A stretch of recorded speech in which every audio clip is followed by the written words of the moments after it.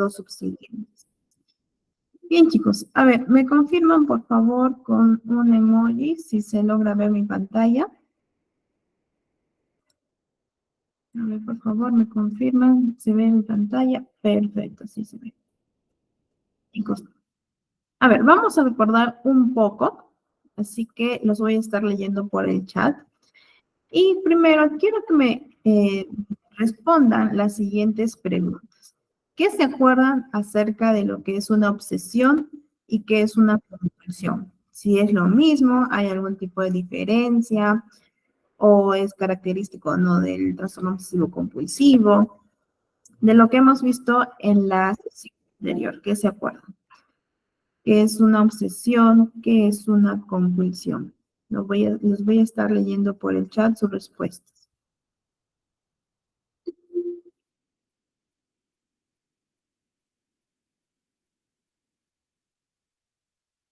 A ver, chicos, ¿qué se acuerdan acerca de la obsesión y de la compulsión? Los leo por el chat. Para los que recién también se están conectando, les estamos planteando las siguientes preguntas. ¿Qué es una obsesión y qué es una compulsión? ¿Es lo mismo o no es lo mismo? ¿Hay algún tipo de diferencia?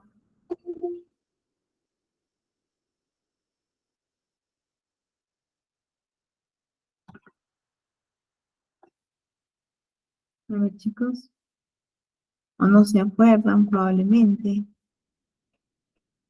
Aquí está. A ver, Fabiola nos comenta, una obsesión es un trastorno obsesivo. Ya, a ver. Irma nos dice, obsesión son pensamientos repetitivos que causan ansiedad en el individuo. Así es, Irma.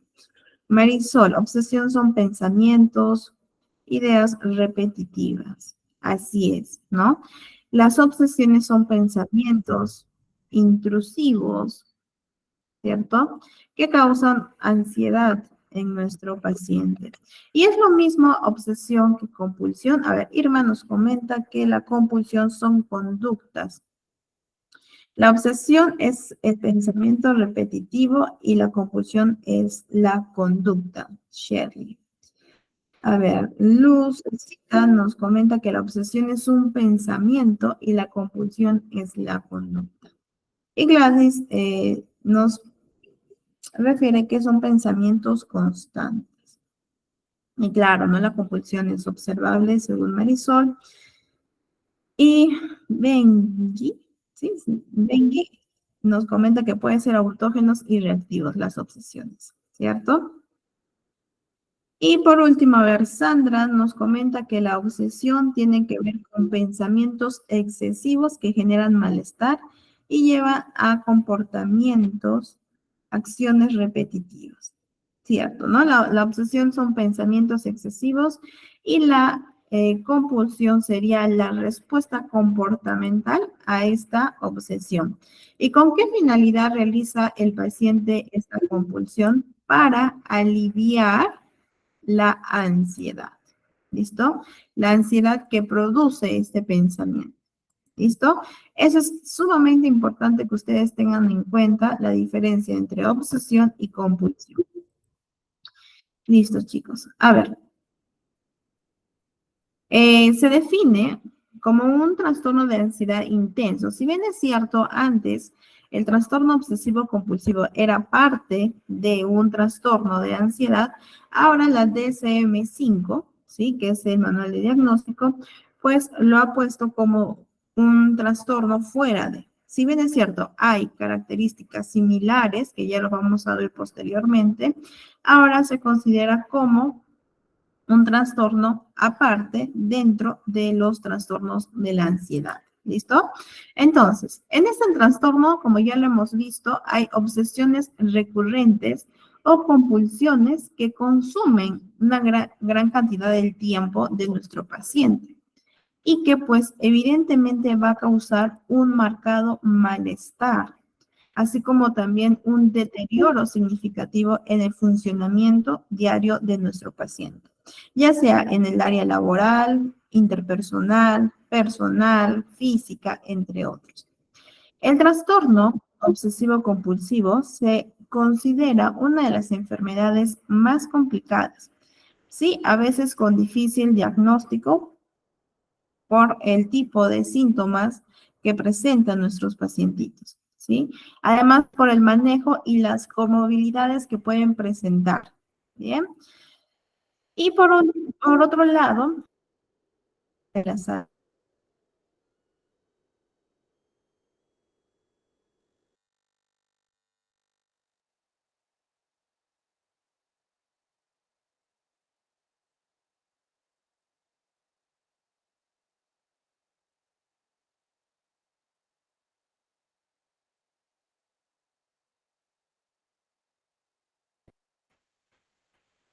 Ok, chicos, ¿me escuchan? Creo que perdí la conexión.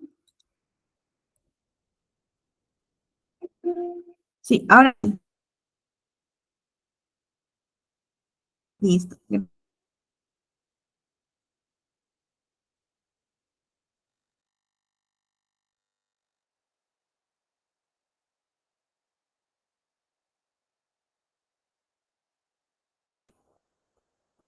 Mm, ok, creo que esto tiene problemas de conexión. A ver, me voy a conectar desde otro internet, ¿ya?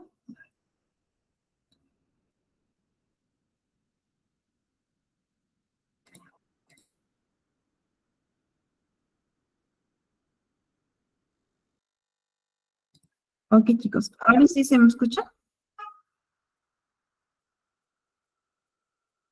Ok, perfecto. Bien, chicos, entonces, como les estaba comentando, es una condición clínica heterogénea que presenta una prevalencia del 2%, ¿sí?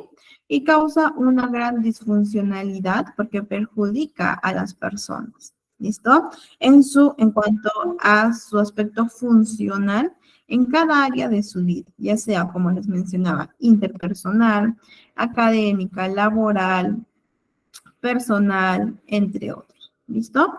Y de acuerdo con el diagnóstico del CIE-10, ¿sí? En el trastorno obsesivo compulsivo se distingue las obsesiones y las compulsiones. En el DCM-5 también, que lo vamos a ver más adelante, ¿ya?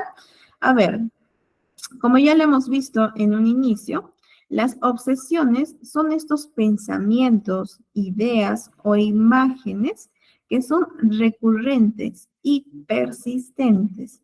Eso es sumamente importante tener en cuenta, es decir, la persistencia de este pensamiento, ¿sí?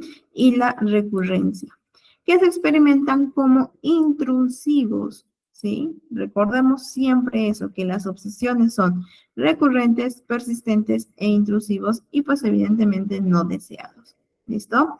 Mientras que las compulsiones, como ya ustedes también lo mencionaron, son los actos, es decir, son conductas repetitivas o actos que un individuo o una persona se siente impulsado a realizar, ¿sí? Es decir, el paciente tiene un pensamiento obsesivo y la compulsión, en este caso, sería la respuesta a este pensamiento, con la finalidad de que de aliviar la ansiedad que ha causado la obsesión. ¿Listo? Entonces, sí es importante tener en cuenta ello. Bien, porque en el trastorno obsesivo compulsivo se va a distinguir ambos, obsesión y compulsión. Bien, a ver, en esta definición del trastorno obsesivo compulsivo, como ya les comenté en un inicio, es decir, que el TOC ya no depende directamente de los trastornos de ansiedad, ¿sí? Aunque todavía se establece una similitud entre las definiciones dadas por el DSM-4 y el DSM-5, ¿listo? Es decir, que el trastorno obsesivo compulsivo ya es otro trastorno y no está dentro de los trastornos de ansiedad, ¿listo? Y el motivo, chicos, también para conocer ello por el cual se clasificó al TOC dentro de los trastornos de la ansiedad se debe a dos aspectos, ¿sí? Es decir, ¿por qué antes se consideró al trastorno obsesivo compulsivo como parte de un trastorno de ansiedad? Uno, por la existencia de obsesiones, Es decir, que la persona vive esas obsesiones como egodistónicas, ¿sí? Que esto produce una ansiedad, lo cual pues evidentemente le lleva a realizar actos, que serían las compulsiones, con la finalidad de calmar la clínica ansiosa o la sintomatología ansiosa. Bien, es por eso que es una de las razones que se consideraba al trastorno obsesivo compulsivo como parte de un trastorno de ansiedad. Y otra razón también es que tanto el trastorno de ansiedad como el TOC se producen conductas evitativas, ¿sí? Ante estas situaciones que generan ansiedad. ¿Listo? Entonces, es por estas dos razones, ¿sí? De las cuales se consideraba al TOC como un trastorno relacionado a la ansiedad. ¿Listo? A ver, con relación a la edad de comienzo de este trastorno obsesivo compulsivo, es casi siempre en la adolescencia o en la adultez, según López. Bien, esta adultez pues va a ser una adultez temprana. Sin embargo, pasa que la evidencia empírica, la evidencia a través de la investigación, ha demostrado que se da, que esto, es decir, los síntomas pueden iniciar desde la niñez y por lo tanto también afectar a ambos sexos. ¿Listo? Y en cuanto a la génesis y el mantenimiento del trastorno obsesivo compulsivo, es importante que existe también factor genético como también factores ambientales. ¿Sí? Que esto también lo vamos a como desmenuzar posteriormente. ¿Listo? Entonces, ahora vamos a ver qué nos dice el DSM-5 sobre el trastorno obsesivo compulsivo. ¿Cómo yo sé que mi paciente tiene TOC? ¿Listo? Claro, a través de toda una evaluación, que ya lo vamos a ver en la próxima sesión, con una buena anamnesis, con un buen examen mental, una buena entrevista, el apoyo y la ayuda de los instrumentos, ¿sí? Entre otros, como la observación. Yo les voy a proporcionar el material para que ustedes lo tengan y lo puedan aplicar, ¿sí? Pero ya la próxima sesión, porque eso es lo que vamos a abordar en cuanto a la evaluación. ¿Listo, chicos? Para que ustedes también tengan el material y puedan servirse también de ello. Entonces, vamos a ver qué nos dice el DSM-5. A ver, nuestro paciente tiene que cumplir el criterio A. ¿Y cuál sería ese criterio? La presencia de obsesiones, compulsiones o ambas, ¿sí? Y las obsesiones, según el DSM-5, se definen por pensamientos, impulsos o imágenes recurrentes y persistentes, que estos se experimentan en algún momento durante el trastorno como intrusos y no deseados. Y en la mayoría de las personas causan ansiedad o malestar importante. A ver, chicos, es sumamente fundamental que ustedes sepan del DSM-5, ¿sí? Es decir, como yo sé que mi paciente está teniendo una obsesión. Uno, ¿por qué? Sabemos que son pensamientos, ¿cierto? Son pensamientos. A ver. Estos pensamientos tienen que ser recurrentes, persistentes, ¿sí? Tienen que ser intrusos y no deseados. ¿Listo? Y que por lo tanto, estos pensamientos causan ansiedad y malestar importante. ¿Listo? Y esto es fundamental tenerlo en cuenta. A ver, chicos, ¿no se me escucha? Por ahí he leído que se escucha bien bajo el volumen. Si se escucha, chicos, por favor me confirman para continuar con la clase. Ok, perfecto. Entonces, chicos, esa es la primera definición según el DSM-5. ¿Bien? Y el punto número 2 es que el sujeto, es decir, la persona, intenta ignorar o suprimir estos pensamientos. ¿Listo? O neutralizarlos con algún otro pensamiento o acto, es decir, realizando una compulsión. Esa es la forma de neutralización que nuestro paciente puede afrontar este tipo de pensamiento intrusivo u obsesión. ¿Listo? Entonces, también es importante considerar este punto número 2. ¿Bien? Perfecto. Y por otro lado, las compulsiones. Recordemos que el criterio A dice que el paciente tiene que presentar obsesiones, compulsiones o ambas. ¿Bien? Entonces, las compulsiones, según el DCM-5, son comportamientos o actos mentales. Por ejemplo, comportamientos tales como lavarse las manos, ordenar, comprobar las cosas. ¿Bien? Y actos mentales como rezar, contar o repetir frases en silencio mentalmente. ¿Listo? Y también es importante considerar que estos comportamientos son repetitivos, ¿sí? Que la persona realiza como una respuesta, chicos, a una obsesión. ¿Listo? O de acuerdo con reglas que ha de aplicar de manera rígida. ¿Bien? Que ya es parte de su sistema de creencias de afrontamiento. ¿Listo? Entonces, esto es las compulsiones, la definición de compulsiones según el DCM-5. Y el punto número 2 es que el objetivo de estos comportamientos o actos mentales, bien, es prevenir o disminuir la ansiedad o el malestar. ¿Sí? Básico e importante.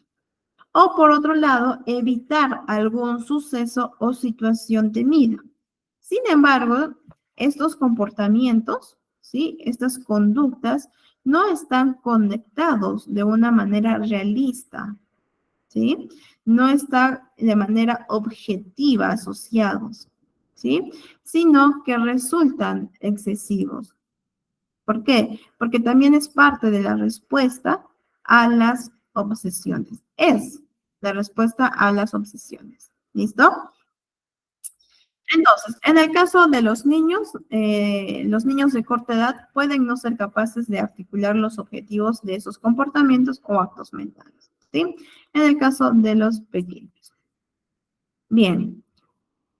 Como criterio B, el paciente tiene que presentar lo siguiente, es decir, las obsesiones o compulsiones requieren de mucho tiempo. Por ejemplo, ocupan más de 1 hora diaria. ¿Sí? Es decir, que se ubica, ¿sí? O ocupa mucho tiempo. ¿Sí? Y o causan malestar clínicamente significativo en el ámbito social, laboral u otras áreas importantes del funcionamiento del paciente. ¿Listo? Este es el criterio B. En cuanto al criterio C, hace referencia a que los síntomas obsesivos compulsivos no se pueden atribuir a los efectos fisiológicos de una sustancia, tales como la droga o medicamento u otra afección médica, es decir, orgánica. Bien, también es importante que nosotros realicemos este descarte en el proceso de evaluación. Y por último, el criterio D nos menciona que la alteración no se va a explicar mejor por los síntomas de otro trastorno mental, como el trastorno de ansiedad generalizada, el trastorno dismórfico corporal, el trastorno de acumulación, la triclotilomanía, que es el arrancarse los pelitos, los cabellos, el trastorno de movimientos estereotipados, entre otros. Pero, Mariana, ¿cómo yo voy a saber que mi paciente no tiene trastorno de ansiedad generalizada o tiene TOC? ¿Por qué? Porque nosotros tenemos que hacer un diagnóstico diferencial. ¿Y cómo vamos a realizar este tipo de diagnóstico? A través de los criterios y de la evaluación, es decir, de todo el proceso de evaluación. ¿Sí? Haciendo pues también un análisis de los síntomas que nos manifiestan los pacientes. ¿Bien? Entonces, ¿es importante esto? Sí, chicos, es sumamente importante. Realmente el DCM-5, el CIE, Es importante porque de ahí nosotros vamos a valernos, ¿sí? Dentro de todo el proceso de evaluación para realizar un diagnóstico. Ahora, el DCM5 también nos menciona que tenemos que especificar si esto presenta con introspección buena o aceptable, o con poca introspección, o con ausencia de introspección y o con creencias delirantes. ¿Listo?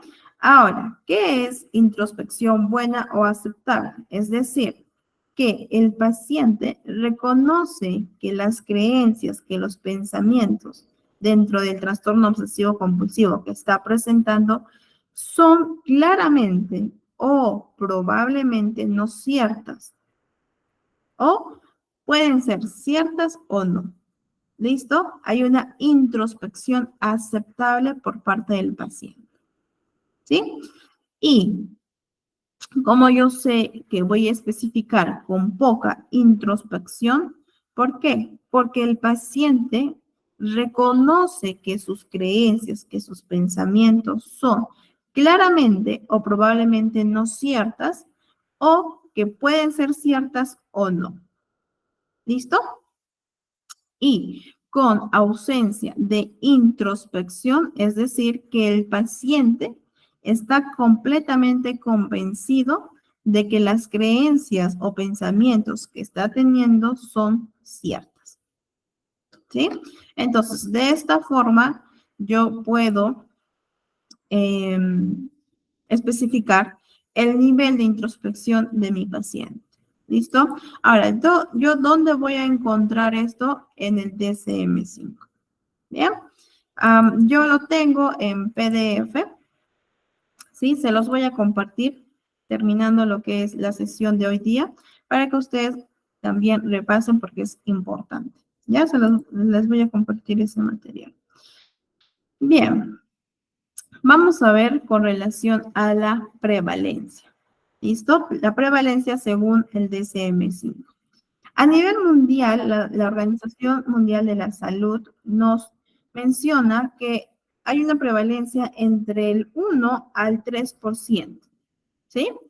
La DCM5 nos menciona que en Estados Unidos está el 1.2% y a nivel internacional la prevalencia se encuentra entre 1.1 y 1.8% de la población.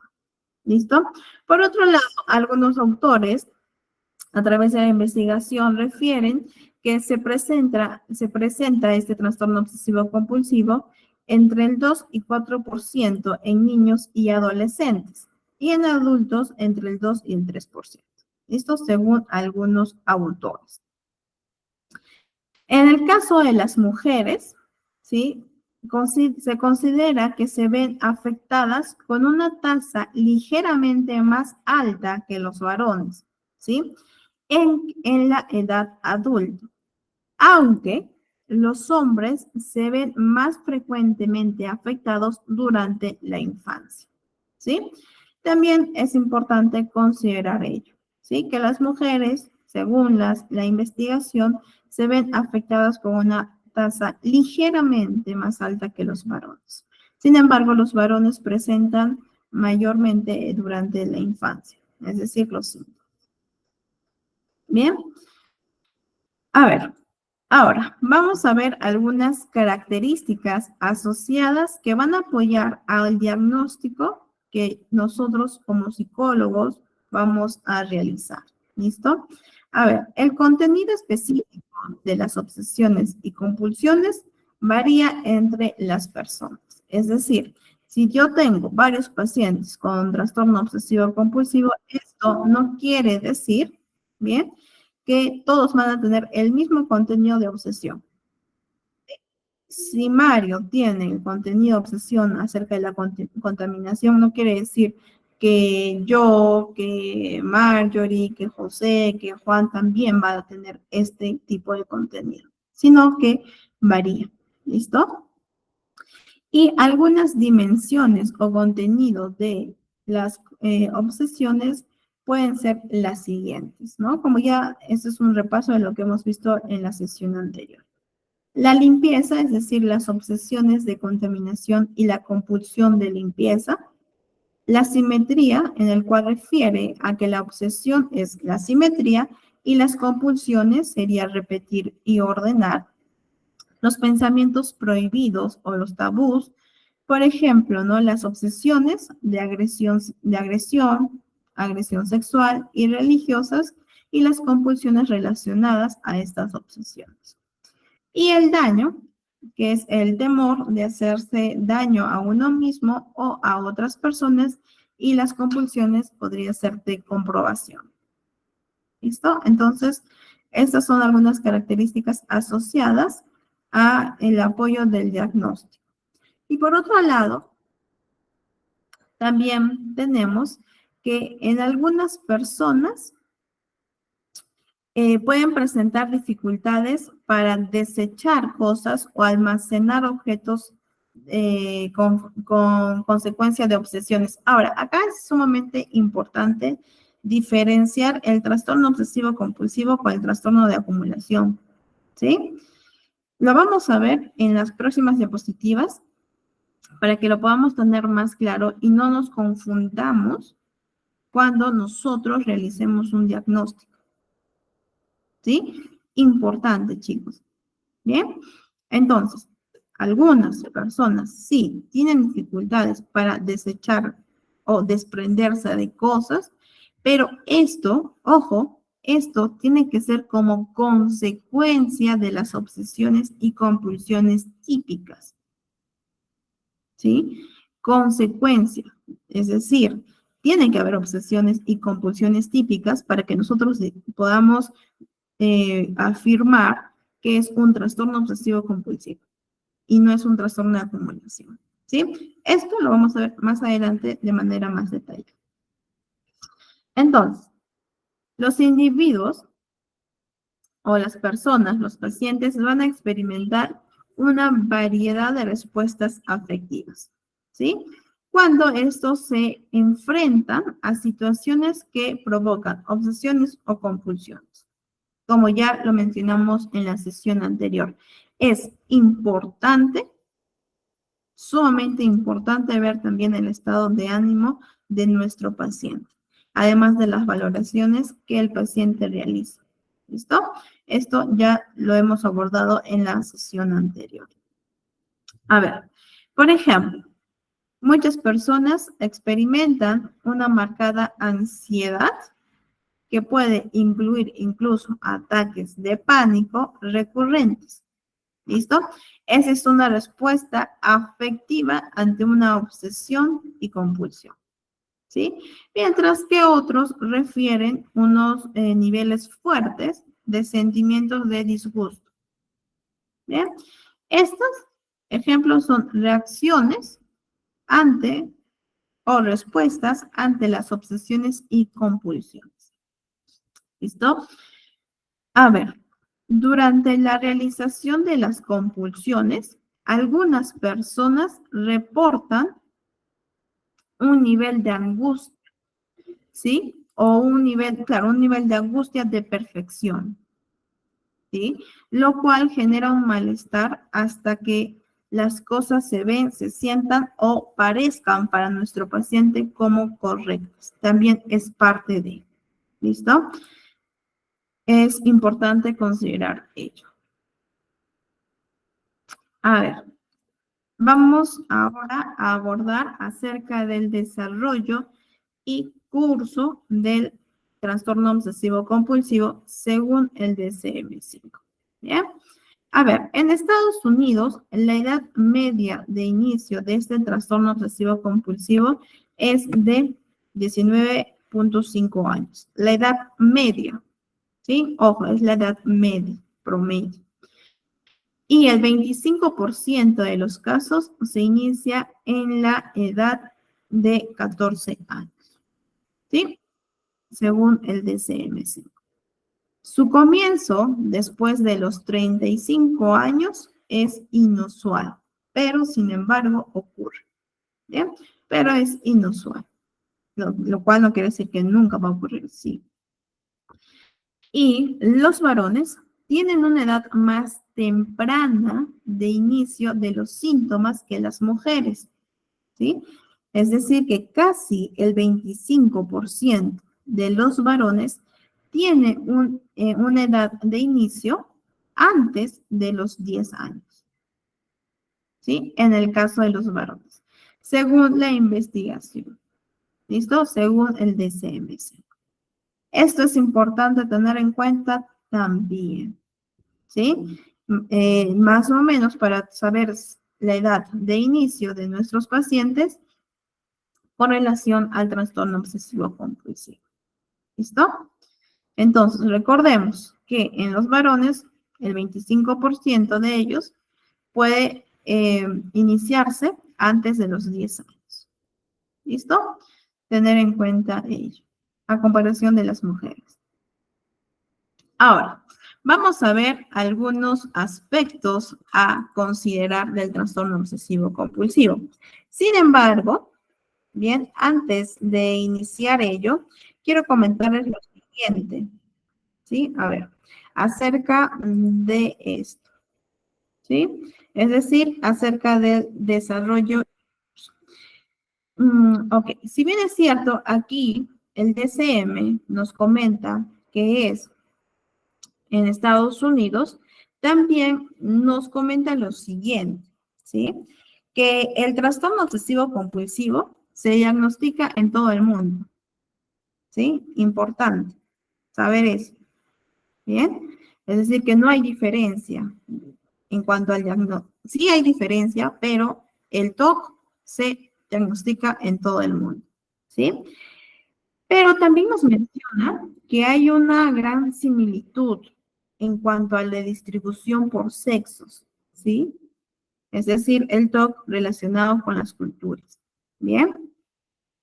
También hay una gran similitud en la edad de inicio y en la comorbilidad del trastorno obsesivo compulsivo en las diferentes culturas, en los diferentes países.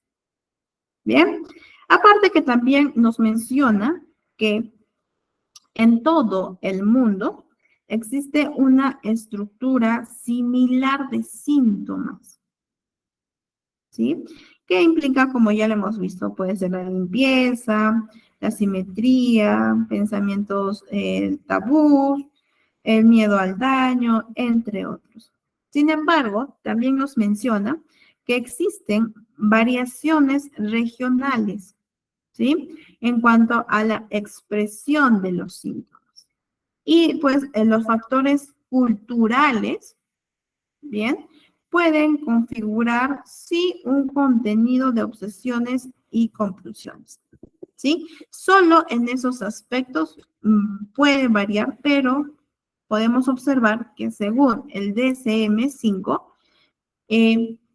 podemos ver que hay una gran similitud en las diferentes culturas, ¿sí? ¿En cuanto a qué? En cuanto a los síntomas, en cuanto a la edad de inicio, en cuanto al desarrollo de esto, ¿sí?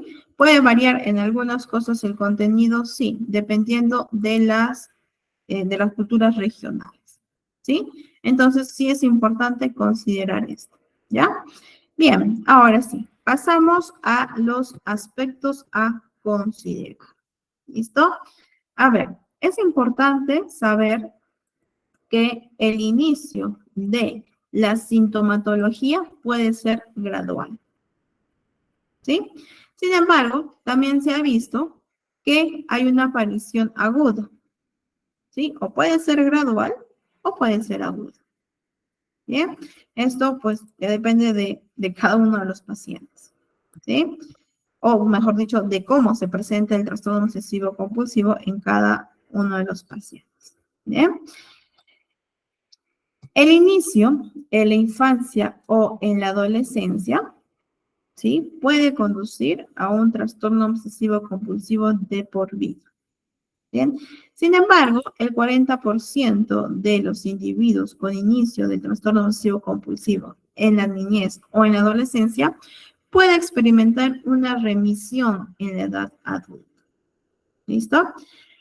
Y el curso de este trastorno a menudo se va a complicar por la ocurrencia de otros trastornos mentales, ¿sí?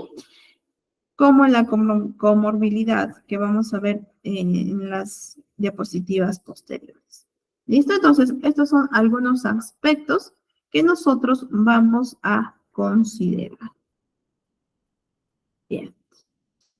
A ver, vamos a ver con relación al sexo, ¿sí? Aspectos diagnósticos relacionados con el sexo, varón o mujer. ¿Listo? A ver, como les decía, los varones presentan una edad más temprana del inicio de los síntomas de este trastorno, ¿sí? A comparación, pues, de las mujeres. Entonces, esto hace que tengan mayor probabilidad, ojo, no es algo que se determine y se diga sí o sí, sino es una probabilidad de tener la comorbilidad de un trastorno de tics. ¿Listo? Entonces, pues los varones, como ya lo estamos viendo, tienen una edad más temprana. Y en algunos casos consideran que es antes de los 10 años. Las mujeres, ¿sí? Se encuentran más propensas a tener síntomas en la dimensión de limpieza, ¿sí? Y en cambio, los varones son más propensos de tener síntomas en los contenidos de pensamientos prohibidos y la simetría. ¿Listo? Esto pues puede variar, por supuesto, no es algo determinante que sí o sí las mujeres van a tener un contenido de limpieza. Puede variar, sí. Bien, entonces solo son aspectos para tener en consideración. Ahora, por otro lado, el riesgo de suicidio dentro del trastorno obsesivo compulsivo. ¿Sí? A ver, ¿qué nos dice el DSM-5 acerca de esto? Que los pensamientos suicidas se producen aproximadamente en la mitad de las personas con trastorno obsesivo compulsivo. ¿Sí? Pensamientos suicidas. ¿Sí? En la mitad de aquellos pacientes que presentan este trastorno obsesivo compulsivo en algún momento de la vida. ¿Sí? También se ha evidenciado y los pacientes refieren intentos de suicidio, ¿sí? En hasta una cuarta parte de las personas que presentan el trastorno obsesivo compulsivo, ¿sí? Ahora, si hay la comorbilidad de tener o presentar una depresión mayor, aumenta el riesgo de suicidio, ¿sí? Entonces, ¿qué quiere decir eso? ¿Que mi paciente puede tener TOC y depresión mayor? Sí, porque hay una presencia comórbida del trastorno de depresión mayor. ¿Listo? Y por lo tanto, esto puede aumentar el riesgo de suicidio. Listo. Bien, ahora vamos a ver algunos factores de riesgo, en los cuales tenemos el factor ambiental, ¿bien? En el cual nos menciona que el maltrato físico, el maltrato sexual en la infancia u otros sucesos que sean traumáticos, estos se ha asociado con un mayor riesgo o probabilidad de desarrollar el trastorno obsesivo compulsivo. Entonces, ¿los factores ambientales también tienen una influencia? Sí. ¿Listo? Por otro lado, tenemos los factores temperamentales, ¿sí? Es decir, que los síntomas de interiorización, así como la mayor emotividad negativa y la inhibición del comportamiento durante la infancia, también son posibles factores de riesgo temperamental para poder desarrollar un trastorno obsesivo compulsivo. ¿Sí? Son rasgos temperamentales que pueden ser factores que influyen en el desarrollo del trastorno obsesivo compulsivo. ¿Listo? Por otro lado, tenemos los factores genéticos y fisiológicos, en el cual nos refiere que la tasa de trastorno obsesivo compulsivo en los familiares de primer grado de los adultos con trastorno obsesivo compulsivo es aproximadamente 2 veces mayor que entre los familiares de primer grado, de los que no tienen trastorno obsesivo compulsivo. ¿Listo? Entonces, los familiares de primer grado de los adultos, ¿sí? Con trastorno obsesivo compulsivo, es muy probable que también presenten o hay una mayor probabilidad que también desarrollen un trastorno obsesivo compulsivo. ¿Listo?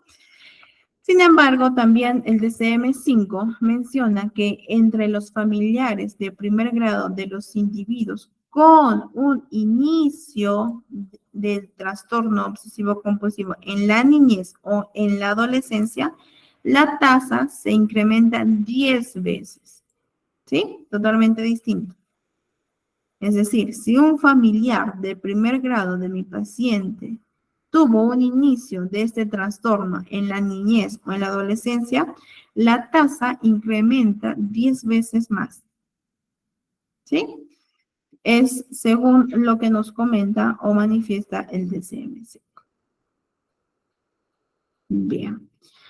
Ahora, vamos a ver algunas consecuencias funcionales de este trastorno. ¿Listo?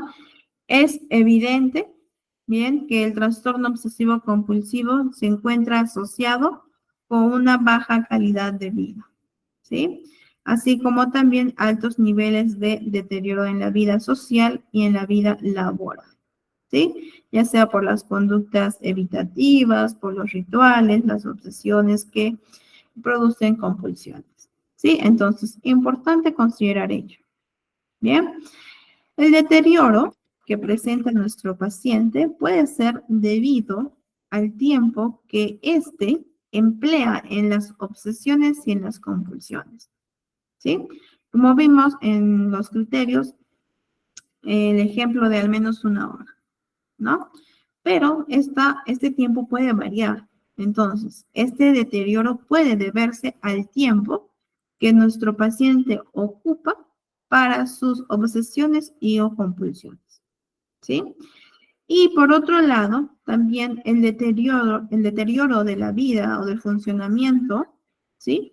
Puede deberse a que la persona evite situaciones que pueden desencadenar las obsesiones o compulsiones, ¿sí? Por ejemplo, si nuestro paciente tiene una obsesión de contaminación, es muy probable que evite acudir al hospital o a la clínica por miedo a contaminarse, ¿sí? Lo cual también podría afectar a lo que es su salud física, ¿sí? Entonces, pueden evitar situaciones que pueden desencadenar obsesiones o compulsiones, ¿sí? Y lo cual también restringe el funcionamiento de nuestro paciente. Bien, a ver, los síntomas específicos pueden originar obstáculos específicos. ¿Cómo es esto? Por ejemplo, las obsesiones acerca del daño pueden ser que las relaciones con la familia o con los amigos se vean como algo nocivo, ¿sí? Entonces, como resultado, tenemos que este paciente evite estas relaciones. Es una consecuencia también, ¿sí? Porque hay obsesiones acerca del daño y esto hace una conducta evitativa de poder mantener una relación, ya sea con la familia o con los amigos o con otras personas. Bien, otro ejemplo, las obsesiones acerca de la simetría pueden frustrar la terminación, ¿sí? O la culminación de un proyecto, ya sea en el trabajo o en la escuela, porque el proyecto no se percibe como perfecto, ¿sí? Lo que puede originar pues un fracaso tanto en la escuela o la pérdida de empleo según sea el caso, ¿sí? Nuevamente podemos ver las consecuencias del trastorno obsesivo compulsivo. Bien, también en la salud, ¿no? Por ejemplo, como les decía, a ver, las personas con problemas de contaminación pueden evitar ir a las oficinas o a los hospitales, al trabajo, por miedo de poder contaminarse. O también puede desarrollar problemas dermatológicos, ¿no? Por el constante lavado de manos, ¿sí?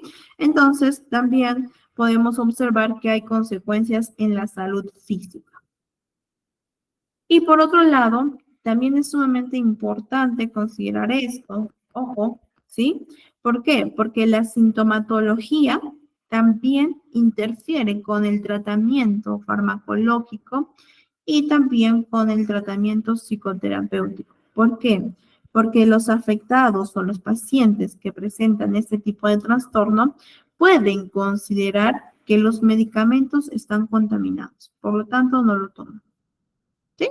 Entonces, estas son algunas consecuencias que los pacientes con TOC pueden padecer. Listo. A ver, cuando el trastorno comienza en la niñez o en la adolescencia, las personas pueden experimentar dificultad en el desarrollo. Por ejemplo, los adolescentes pueden evitar la socialización con sus compañeros, con sus amigos, y los adultos jóvenes pueden tener quizás dificultades cuando salen de casa para vivir de forma independiente. ¿Sí? Entonces, podemos ver algunas dificultades que son propios del desarrollo, ¿sí? De cada etapa. En el caso del adolescente y del adulto joven, como vemos en pantalla. Bien, algunos pacientes con este tipo de trastornos tratan de imponer reglas y prohibiciones a los miembros de familia, ¿sí? Esto en realidad tiende a ser común en muchos casos, ¿sí? Ya hablando de manera particular, sí he visto que varios pacientes ponen o establecen reglas o prohibiciones, ¿sí? Tales como por ejemplo, ¿no? Nadie de la familia puede traer visitas a la casa por miedo a la contaminación, ¿sí? O por ejemplo, yo tenía una paciente que tenía su propia mesa dentro de su casa, tenía como 2 comedores y ella tenía su propia mesa y sus visitantes, su familia comían en la otra mesa, ¿sí? Por el miedo a la contaminación. Bien, más allá del COVID y todo ello, pues ya había desarrollado un trastorno obsesivo compulsivo. Y pues esto también puede conducir a una disfunción familiar. ¿Sí? También es una consecuencia que podemos observar dentro del trastorno obsesivo compulsivo. Bien. Ahora, vamos a ver acerca de la comorbilidad. ¿Sí? Es decir, que los pacientes con TOC pueden presentar este trastorno con otras enfermedades mentales o con otros trastornos, tales como trastorno bipolar, depresión mayor, episodios maníacos, trastornos de la alimentación, fobia social, ansiedad generalizada, ¿sí?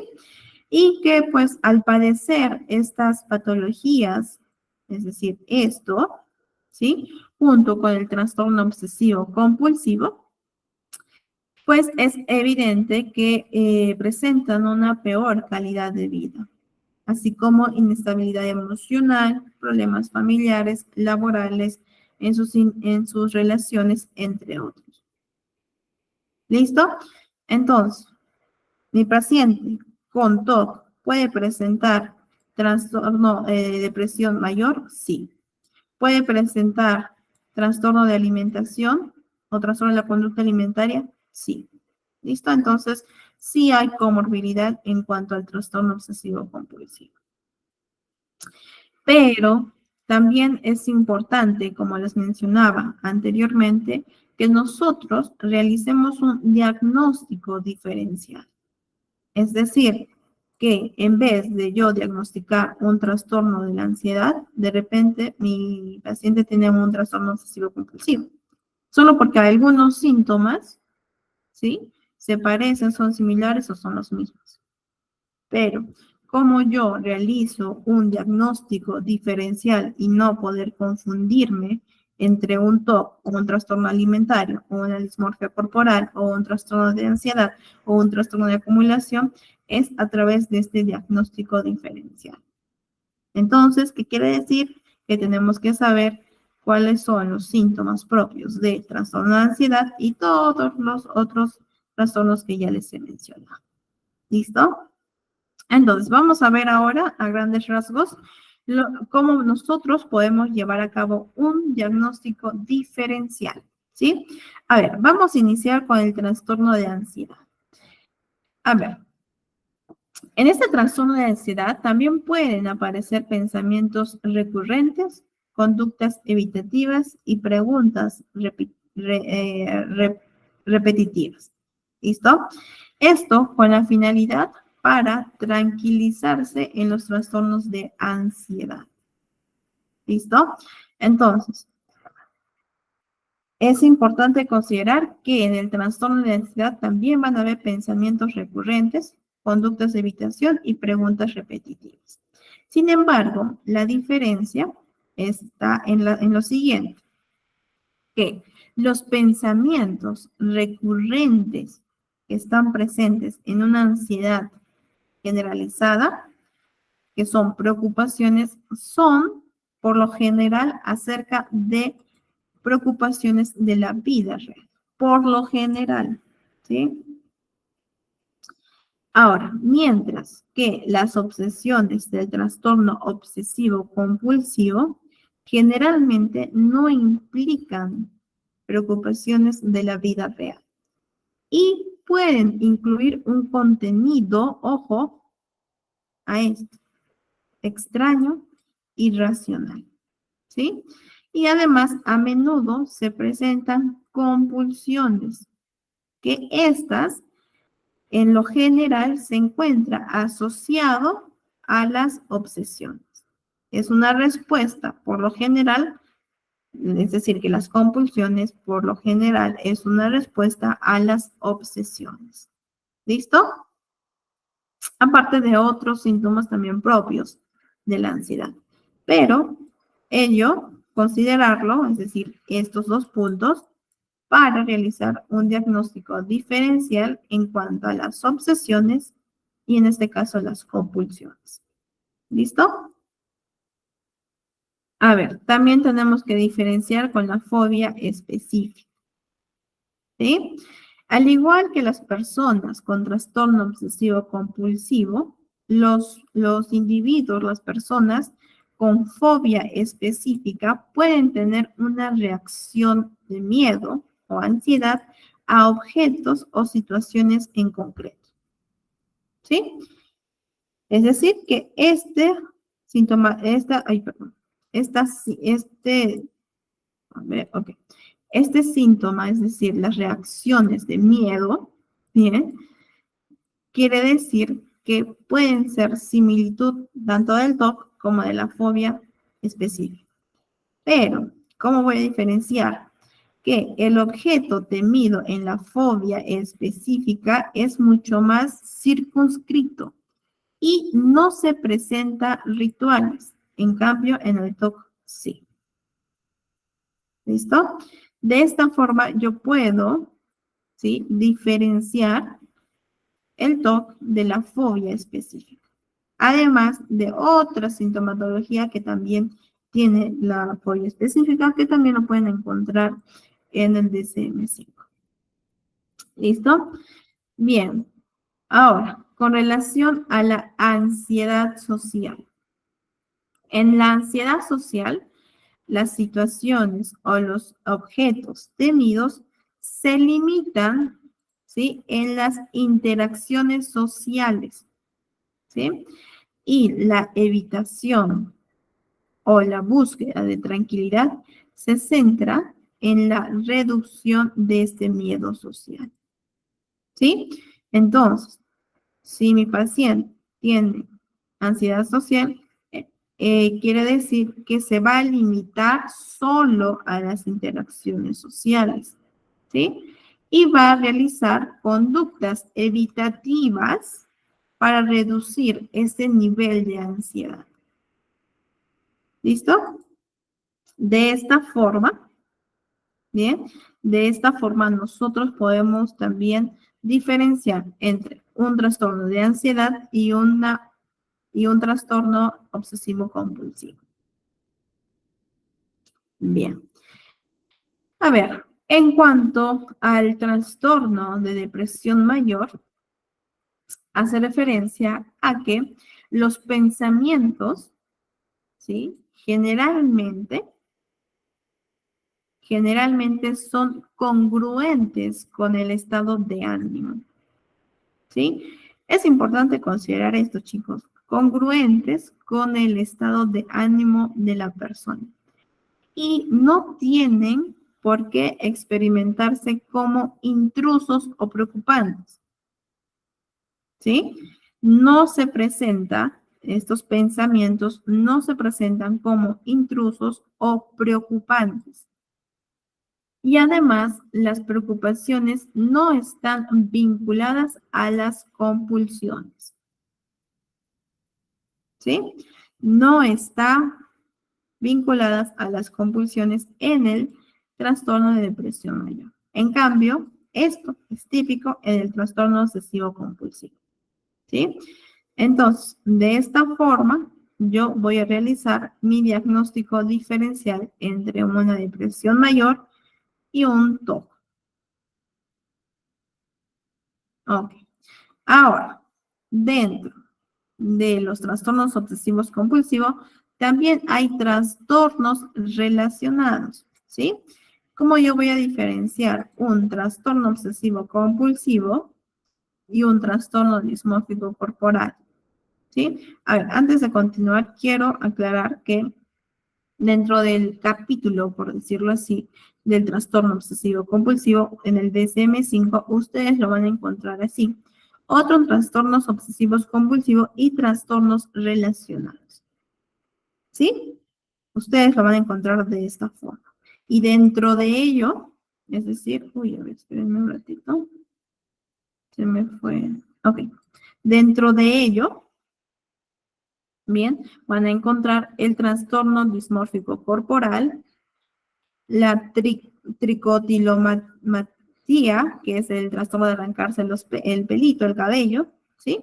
Y el trastorno de acumulación, entre otros. ¿Listo? Entonces, ¿cómo yo voy a diferenciar un trastorno obsesivo compulsivo de un trastorno dismórfico corporal? ¿Por qué? Porque en este trastorno dismórfico corporal, el paciente va a presentar obsesiones y compulsiones, pero, ojo, pero estas se limitan a la apariencia física. ¿Sí? Importante. Bien, ¿para qué? Para que yo pueda realizar un diagnóstico diferencial. En el caso de la tricotilomanía, está el trastorno, que es el trastorno de arrancarse el pelo, ¿sí? Yo voy a diferenciar porque el comportamiento compulsivo se limita, ¿sí? A retirarse o extraerse el cabello, el pelo, en ausencia de obsesiones. ¿Listo? Entonces, en este trastorno de arrancarse el cabello, el pelo, hay una ausencia de obsesiones, ¿sí? Y este se limita solo a ello, ¿sí? Es decir, a retirarse el cabello. Ahora, también tengo que diferenciar del trastorno de acumulación, ¿sí? A ver, aquí los síntomas se centran exclusivamente, ojo, exclusivamente y bueno, y es persistente en la dificultad de poder separarse de las posiciones, ¿sí? Y que esto genera una angustia marcada, ¿sí? Ante, pues, la eliminación de estas posesiones o artículos y en la acumulación excesiva de objetos. ¿Bien? Entonces, este es un trastorno de acumulación, Sin embargo, si una persona con trastorno obsesivo compulsivo, las preocupaciones, ¿sí? Sobre la no,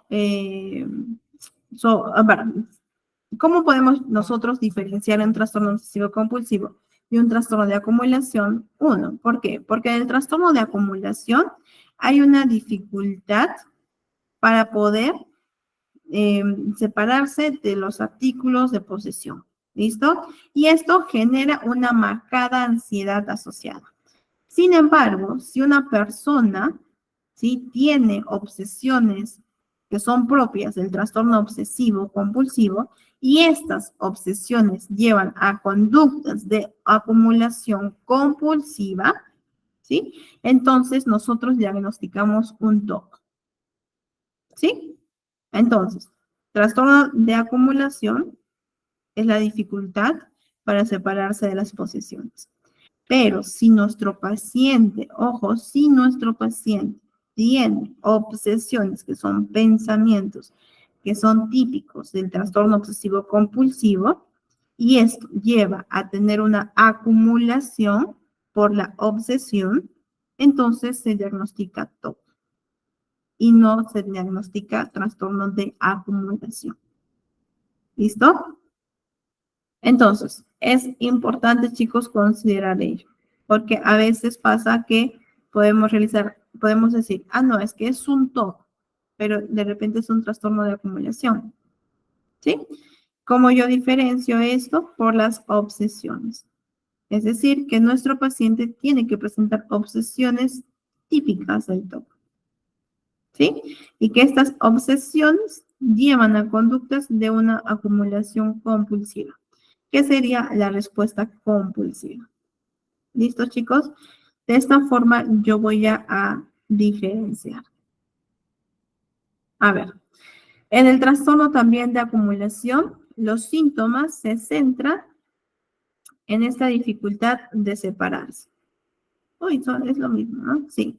Entonces, sí, de esta forma podemos nosotros diferenciar. En el trastorno de alimentación de la conducta alimentaria, ¿cómo yo puedo diferenciar un TOC de una TCA? ¿Por qué? Porque en el TOC las obsesiones y las compulsiones no se van a limitar a preocupaciones sobre el peso y la comida. ¿Sí? Importante. Pero recordemos que nuestro paciente sí puede tener una comorbilidad, es decir, que puede presentar TOC y un trastorno en la conducta alimentaria, ¿sí? Pero en este caso, para que nosotros podamos realizar la diferencia, tenemos que ver que las obsesiones y las compulsiones de mi paciente no se estén limitando solo a las preocupaciones del peso y la comida, ¿sí? Bien, por otro lado, tenemos los trastornos de tics y movimientos estereotipados. Bien, también es importante que nosotros podamos diferenciar este tipo de diagnóstico. Bien, a ver, un tic es una vocalización o un movimiento motor repentino, rápido, recurrente y no rítmico. ¿Listo?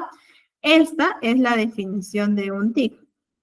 Es un movimiento o una vocalización repentino, rápido, recurrente y no rítmico. Y un movimiento estereotipado es un comportamiento que aparentemente tiende a ser impulsivo, ¿sí? Es un comportamiento motor repetitivo y no es funcional, ¿sí? Entonces, tenemos la definición del tic y del movimiento estereotipado. Ahora, los tics y los movimientos estereotipados son típicamente menos complejos que las compulsiones y, ojo, y no están destinados a neutralizar las obsesiones. Entonces, ¿cómo yo voy a diferenciar qué es un tic y un movimiento estereotipado de un TOC? Porque porque en ese tipo de trastorno, tics y movimientos estereotipados son menos complejos las compulsiones. Y no hay una neutralización de las obsesiones, es decir, que esta compulsión no me lleva a neutralizar las obsesiones. ¿En dónde? En el trastorno de tics y movimiento estereotipados. ¿Listo? Sin embargo, también mencionan, ¿no? El DCM5, que la distinción entre tics y compulsiones puede resultar difícil, ¿sí? Entonces, para eso necesitamos un ojo clínico y una evaluación bien exhaustiva, ¿ya? Bien, a ver, mientras que las compulsiones generalmente están presididas por las obsesiones, ¿sí? Los tics a menudo están precedidos por impulsos sensoriales, ¿sí? Premonitorios. ¿Listo? Entonces, de esta forma, nosotros podemos ayudarnos a distinguir entre lo que es tics y lo que son compulsiones. ¿Cómo? Recordando que por lo general, en el TOC, las obsesiones producen compulsiones, ¿cierto? Y los tics, a menudo, las compulsiones son como respuestas a impulsos sensoriales premonitorios. Entonces, de esta forma, yo voy a poder distinguir si es un tic dentro de la compulsión, si es un tic o es parte de un TOC. ¿Listo? A ver, algunas personas tienen síntomas tanto del trastorno obsesivo compulsivo como de un trastorno por tics o de tics, ¿sí? Entonces, en este caso, se puede diagnosticar ambos porque hay una justificación de los síntomas, ¿sí? Solo en algunos casos. En el caso, pues evidentemente que nuestro paciente presente síntomas tanto de TOC como de trastorno de tics. ¿Sí? En este caso, solo se pueden hacer ambos diagnósticos porque se pueden estar justificados. ¿Bien? Ahora, también tenemos que diferenciar un trastorno obsesivo compulsivo de un trastorno psicótico. ¿Bien? A ver, algunos pacientes con TOC tienen una escasa conciencia de enfermedad. ¿Sí? O a veces también poseen creencias delirantes. Sin embargo, ojo, sin embargo, tienen obsesiones y compulsiones y no tienen otras características de esquizofrenia o el trastorno esquizoafectivo. ¿Listo? Entonces, una persona con TOC no tiene otras características propias de la esquizofrenia o del trastorno esquizoafectivo, pero sí tiene obsesiones y compulsiones. ¿Listo? De esta forma, yo puedo diferenciar que es un TOC y no es un trastorno psicótico. Bien, por otro lado, también es importante diferenciar un TOC con un trastorno de personalidad obsesivo-compulsivo.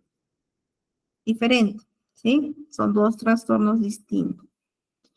Entonces, aunque el trastorno de personalidad obsesivo-compulsivo y el TOC tienen nombres similares, es sumamente importante saber que las manifestaciones clínicas de estos trastornos son bastante diferentes. ¿Ya? A ver, el trastorno de personalidad obsesiva compulsiva no se caracteriza, chicos, ojo, para realizar el diagnóstico diferencial. No se caracteriza por pensamientos intrusivos, ¿sí? O conductas repetitivas, ¿sí? Es decir, que en el trastorno de personalidad obsesivo-compulsivo, nuestro paciente no va a presentar pensamientos intrusivos ni conductas repetitivas, sino que implica una mala adaptación permanente y generalizada, además de un patrón de perfeccionismo excesivo y un rígido control. Pero Mariana, en el trastorno obsesivo compulsivo también las personas pueden ser perfeccionistas. Sí, pero en el trastorno de personalidad obsesivo compulsivo no hay pensamientos intrusivos, es decir, obsesiones, y tampoco hay conductas repetitivas. ¿Sí? De esta forma nosotros vamos a diferenciar. Entonces, si una persona manifiesta síntomas tanto del trastorno obsesivo compulsivo como el trastorno de personalidad obsesivo compulsivo, sí, también se puede realizar ambos diagnósticos. ¿Listo? ¿Por qué? Porque presentan sintomatología de ambos trastornos. ¿Bien? Pero yo para poder diferenciar entre un TOC y un trastorno de personalidad obsesivo-compulsivo, me voy a basar en ello. ¿Sí? Y en la evaluación de toda la sintomatología del trastorno de la personalidad obsesivo-compulsivo. ¿Listo?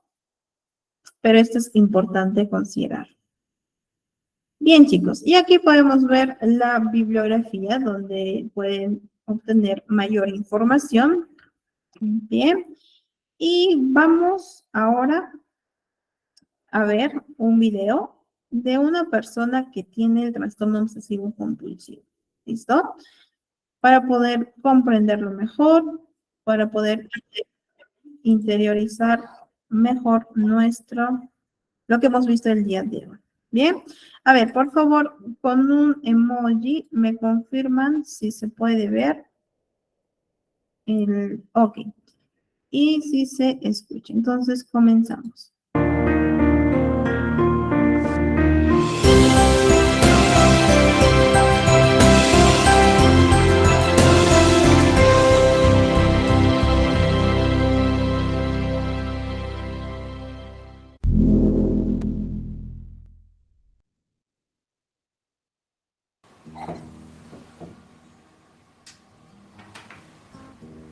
Me llamo Paula. Mi experiencia con el TOC empezó sin ni siquiera darme cuenta. Creía que el hecho de repetir las cosas era algo de lo más normal, como levantarme de la cama por las noches para asegurarme de haber cerrado correctamente la llave del gas, las puertas y las ventanas.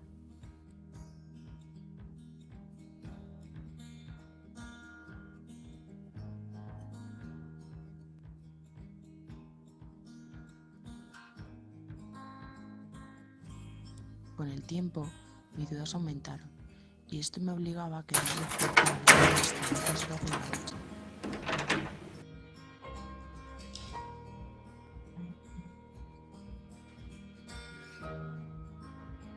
Entrando y saliendo de la cama continuamente para comprobarlo, lo que provocó una falta de sueño, un cansancio acumulado que se vio reflejado en mi rendimiento en la universidad.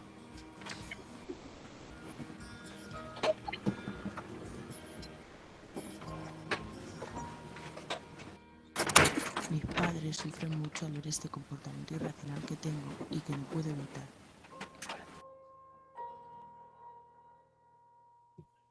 Y yo me siento fatal por causarles tanto daño, que además de frustrarme me genera mayor ansiedad.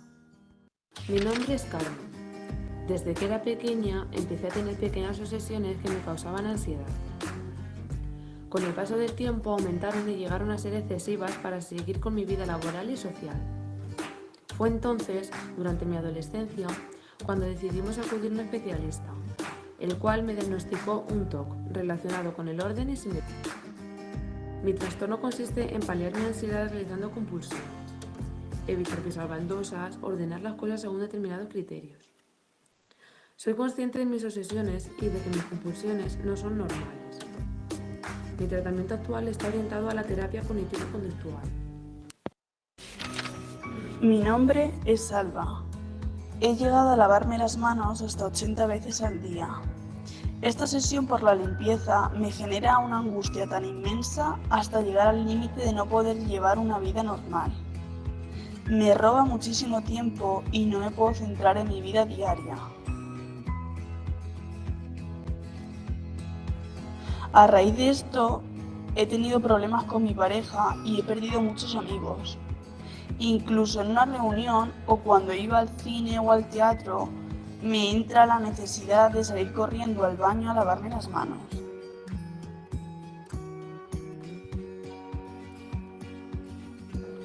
Al final, mi entorno me convenció para ir a ver a un especialista.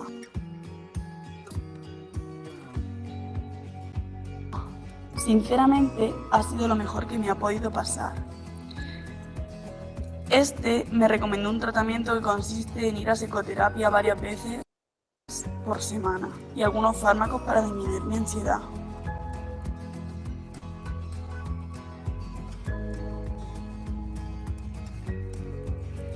Desde entonces he notado una gran mejoría y he podido ir retomando mi vida de una manera más normal.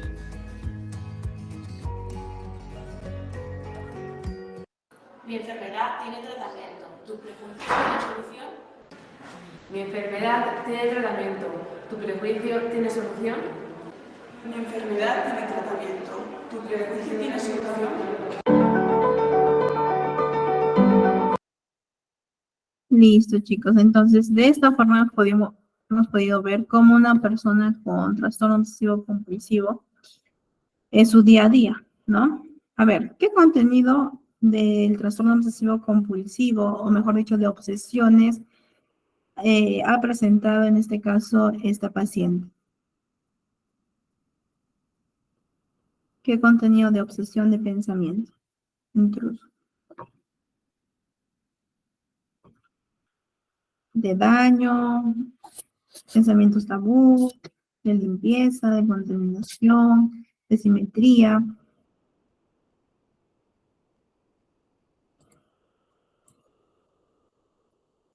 Marisol, de limpieza, de contaminación, comprobación, simetría, nos comenta Dayana.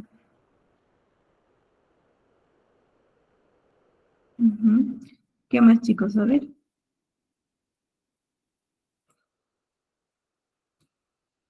De limpieza, simetría, comprobación, Shirley.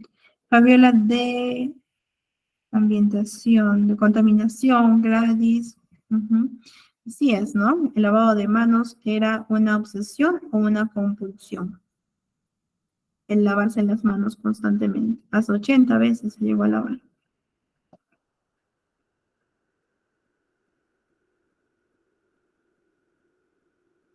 En tener todo ordenado también.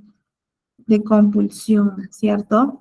Sería el lavado de manos, sería una compulsión. Así es, Janet. Así es, Marisol, de compulsión, ¿cierto? Entonces podemos ver ya obsesión, los pensamientos que, bueno, ya imaginamos algunos, y la compulsión que es más, que es observable, ¿no? Es decir, la conducta. Así es, chicos. Y bueno, a ver, vamos, uy, espérenme un momento. Ok. Ya. Les voy a enseñar esta pantalla. Ok, a ver. Bien. Aquí tengo lo que es el DSM-5. Bien. Que es básico, en realidad es el manual de diagnóstico y estadístico de los trastornos mentales. Es la 5ª edición. Y pues aquí van a encontrar, pues, evidentemente todos los trastornos, desde el trastorno del neurodesarrollo, que está el TEA, el síndrome de Down, que bueno, ya no se le dice así. Uy, Lucecita, ¿de qué te perdiste? Bien. Trastornos disociativos, trastornos de la personalidad. Bueno, aquí el DSM es todo el manual donde nosotros vamos a ver, por ejemplo, a ver, los criterios de diagnóstico, ¿sí? Vamos a ver también la prevalencia, el curso, el desarrollo, ¿sí? Por ejemplo, acá, ¿no? Un trastorno por déficit de atención e hiperactividad. Y aquí tenemos los criterios que nuestros pacientes tienen que cumplir según lo que dice según los síntomas que está presentando, ¿no? El criterio A, B, C, D, E, dependiente. También en el DSM-5 nos va a poner que tenemos que especificar según cada trastorno. Bien, entonces este manual de diagnóstico se los voy a estar enviando ahora terminando la sesión. ¿Listo? Entonces, para que ustedes también lo tengan, le puedan dar una leída que es sumamente importante como psicólogos tener en cuenta ello. ¿Listo, chicos? Y bueno, en el caso de la próxima sesión ya vamos a abordar lo que es evaluación desde el enfoque de la terapia cognitivo-conductual y posteriormente ya pasamos a la intervención, es decir, herramientas y técnicas desde el enfoque de la TCC en trastorno obsesivo compulsivo. ¿Listo? Y bueno, chicos, muchas gracias, que tengan un bonito día y creo que tienen ahora una actividad, así que no se desconecten.